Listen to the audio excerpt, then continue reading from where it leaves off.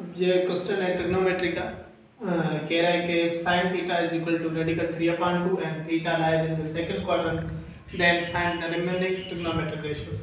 अब देखें, कह रहा है कि साइन थीटा की वैल्यू गिवन है, बाकी जो 5 रिमेनिंग ट्रिग्नोमेट्रिक रेशियोज हैं कॉस से लेकर कोसेक तक, उन सब की वैल्यूज हमें फाइंड करनी है। देखें, इन सब के सब रेशियोज में सिर्फ 3 चीज़ें आ रही हैं। कौन सी?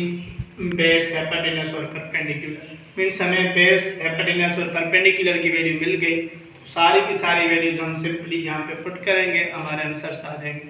अब देखें, 2 वैल्यूज हमें गिवन है, कहाँ से? साइन थीटा से। कैसे? साइन थीटा किसके इक्वल होता है? परपेंडिकुलर अपॉन हाइपोटेनस के। सही। अब अगर हम इसको कंपेयर करें तो परपेंडिकुलर की वैल्यू रेडिकल 3 होगी और हाइपोटेनस की वैल्यू 2 होगी।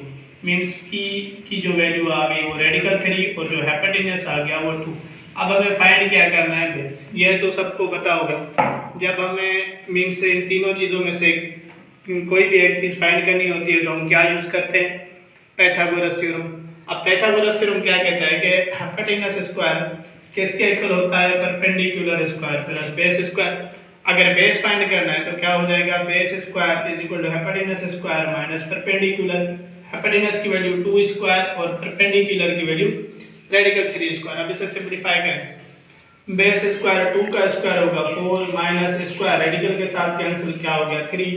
तो base square is equal to 1। अब अगर बेस की वैल्यू फाइंड करनी और यहाँ पर स्क्वायर है तो स्क्वायर को हम कैसे खत्म करते हैं? Get taking square root on both side. तो फिर बी बेस की जो वैल्यू आ जाएगी वो क्या आ जाएगी? 1।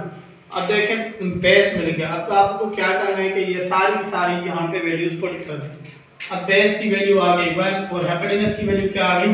2, 1/2। परपेंडिकुलर की वैल्यू रेडिकल 3, बेस की वैल्यू 1 और हाइपोटेनस की वैल्यू 2, बेस की वैल्यू अगेन 1।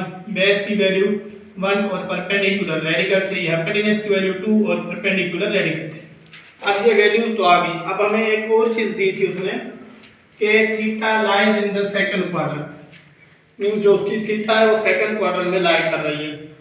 अब देखिए, सेकंड क्वाड्रेंट में कौन से ट्रिग्नोमेट्रिक फंक्शन जो फंक्शंस हैं वो पॉजिटिव होते हैं? 2 फंक्शन है, एक साइन थीटा और दूसरा कोसेक थीटा।